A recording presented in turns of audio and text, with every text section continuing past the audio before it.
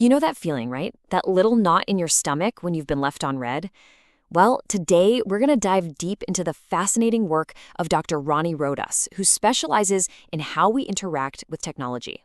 We're going to uncover the hidden psychology behind our messages and figure out why that tiny seen notification can feel so incredibly powerful. So let's just start right there. You send a message, you see those little check marks turn blue or that word seen pops up, and then crickets.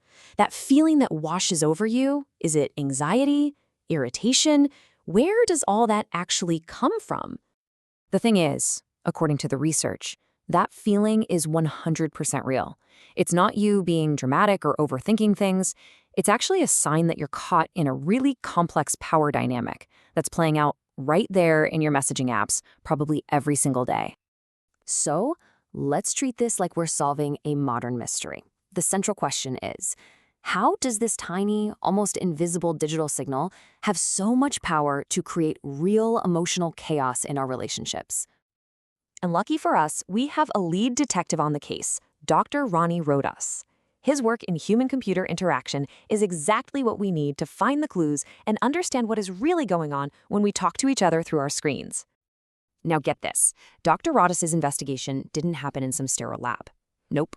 He went out into the wild and analyzed 200 public, real-life stories from places like forums, blogs, and social media. These are real stories from real people, where these little messaging features were right at the heart of a major conflict.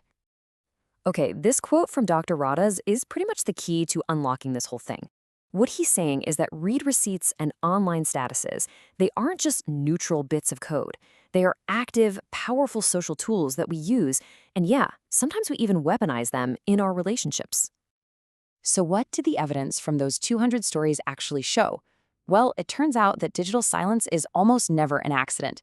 Let's take a look at the common tactics people are using when they wield these social instruments. Dr. Rodas found these patterns popping up over and over again.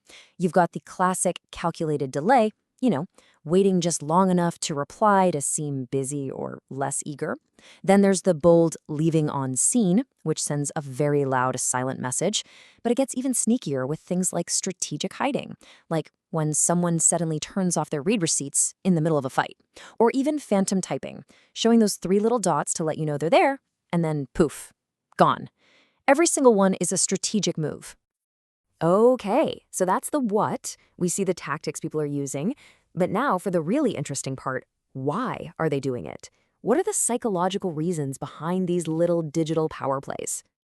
The first huge theme Dr. Rodas uncovered is this idea of microcontrol. It means people are using these tiny little features, how fast they reply, whether they show they're online, to assert power, maybe to punish a partner, to test how committed someone is, or just to create some space. A simple text message suddenly becomes a very real tool for control. And this is where it gets really personal, because our own psychology plays a huge role. Dr. Rodas connects this all back to attachment theory. So if you have a more anxious attachment style, you're way more likely to see a delayed reply as proof that you're being rejected. But if you have a more avoidant style, you might be the one using that silence to keep your distance. These little digital cues are basically triggering our deepest insecurities about our relationships. This lines up perfectly with a concept in sociology called power dependence theory. It basically says that whoever is less invested in a relationship holds more of the power. And in our digital world, ignoring a message or just waiting to reply is a super low effort, high impact way to show that power and make it clear who's in charge.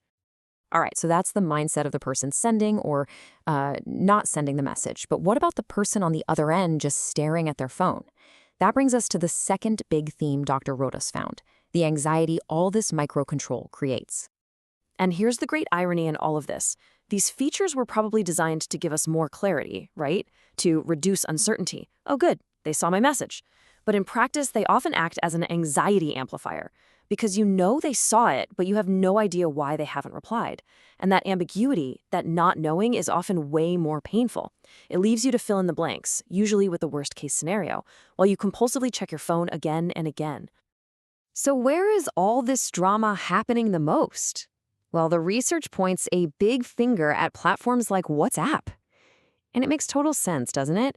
They have the most detailed visibility features. Last seen, online, those infamous blue ticks. It just creates way more tiny signals for us to analyze and agonize over. Now, here's a really critical point.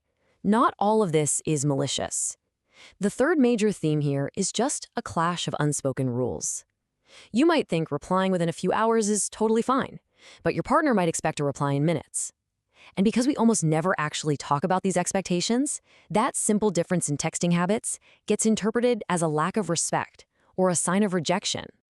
So you take the power plays, you add the anxiety, you throw in the mismatched rules, and what do you get? You get a state that researchers call technostress. It's that mental and emotional exhaustion that comes from the constant pressure to be available and the heavy cognitive load of trying to decode every single one of these little signals all day long. Okay, so we've basically solved the left on read mystery. We see what's happening. The big question is, what does this all mean for us? How can we start to rewrite some of these unwritten and often unhealthy digital rules? The big takeaway from all of Dr. Radaz's work is this.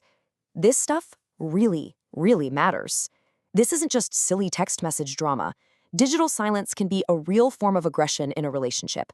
It proves that the design choices made by tech companies have a direct line to our emotional well-being. And it shows us that our reactions are tied to our deepest psychology, which means we have to start talking about these rules out loud. And Dr. Radaz's research points us toward a few clear paths forward. First, we need better education on digital literacy, so we can all learn how to actually talk about and negotiate these norms. Second, we need smarter therapy that recognizes these patterns and helps people see when digital silence is being used to manipulate them. And finally, we need healthier design from the platforms themselves, giving us more flexible, user-friendly controls over our own visibility. So, I'll leave you with this final question to think about. A question about the technology that's right there in your pocket. We all downloaded these apps to feel more connected to each other. But it's worth taking a second to ask yourself, are they truly connecting you, or have they become just another way to control and to be controlled?